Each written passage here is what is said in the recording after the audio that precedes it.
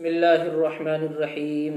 میرے عزیز بزرگ بھائیوں، اس وقت بہت زیادہ گرمی ہے اور گرمی کے موسم میں اللہ تبارک و تعالیٰ نے اسی کے اعتبار سے پھل بھی دیے ہیں۔ اس وقت مجھے بات کرنی ہے جامن کے تعلق سے، اور پھر ایک تو پھل ہے، اس کے ساتھ ایک دعا ہے ان لوگوں کے لیے جو خاص کر شوگر کے مریض ہیں اور شوگر کی وجہ سے قوت باہ کو کھو بیٹھے ہیں۔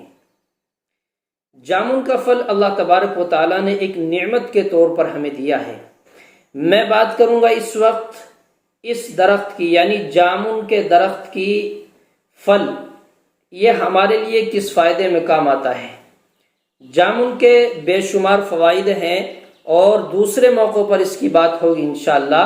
اب اس موقع پر جامن کی بات ہوتی ہے کیونکہ اس وقت ہر درخت جامن دے رہا ہے، اپنے پھل سے لبریز ہے اور پھل بے شمار لدے ہوئے ہیں۔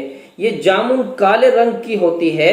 اس درخت کو 100 سال تک جینے کی آوشکتا ہے اور یہ لمبائی کے اعتبار سے بھی تقریباً 30 فٹ تک پہنچ جاتا ہے۔ زیادہ تر لوگ دیہاتوں میں، جنگلوں میں اس کو پھل استعمال کرنے کے طور پر بھی اور سائے کے لیے بھی، اس کے نیچے بیٹھنے کے لیے بھی، سایہ حاصل کرنے کے لیے بھی، دھوپ سے بچنے کے لیے بھی استعمال کرتے ہیں۔ چلیے اب دیکھتے ہیں ہم اس پھل کا کیا فائدہ ہے۔ دیکھیے، اب تو اس موقع پر آپ پہلے پھل کا فائدہ حاصل کریں، اس جامن کو کھائیں اور گٹھلی کو رکھتے جائیں۔ جامن کھائیں اور گٹھلی رکھتے جائیں، حفاظت کرتے جائیں۔ جتنی بھی زیادہ ہو سکے آپ کو خرید کر لانی پڑے، جنگل سے جا کے خوشامد کرنی پڑے یا کسی کے یہاں موجود ہو اس سے کہہ کر لینی پڑے، اس میں کوئی شرم کی بات نہیں ہے۔ یہ آپ کی دوائی ہے، دوائی، اور اس کو کھائیں، بہت زیادہ استعمال کریں، یہ آپ کے لیے بہترین دوائی ہے۔ جب یہ پھل آپ کھا چکے ہوں تو اس کی گٹھلیوں کو پیس لیں، سکھا کر پیس لیں، اس کا سفوف بنا لیں۔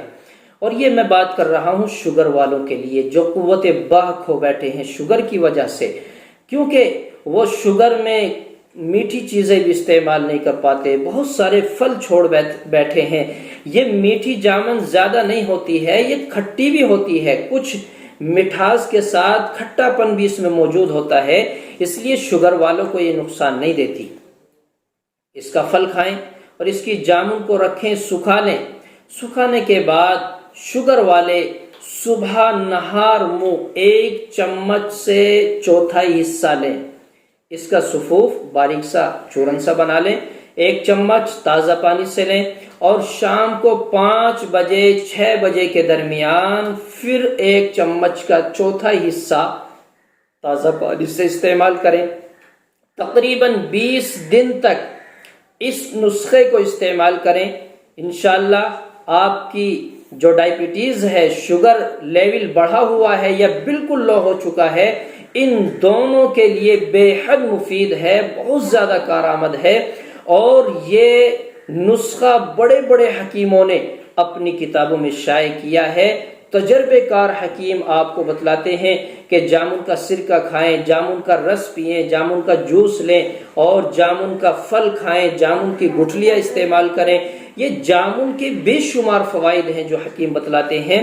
میں نے آپ کو صرف شوگر والوں کے لیے چھوٹا سا نسخہ بتلایا ہے، اس کے بعد میں انشاءاللہ آپ کو شوگر کی چھال کا، لکڑی کا، شوگر کے پتوں کا، شوگر کی جڑوں کا فائدہ بتلاؤں گا، اور جامن کے اور دوسرے فوائد ان لوگوں کے لیے جن کا پیٹ زیادہ خراب رہتا ہے، ان لوگوں کے لیے جن کے پتھریاں ہیں، ان لوگوں کے لیے کہ جو اپنے بی پی لو یا زیادہ ہونے سے پریشان ہیں، ان لوگوں کے لیے جو خون کی صفائی کے اعتبار سے پریشان ہیں۔ یہ بہت ساری بیماریاں جو ہمارے اندر موجود ہوتی ہے، میں آپ کو اسی جامن سے ان کا حل بتلاؤں گا، نسخہ بتلاؤں گا۔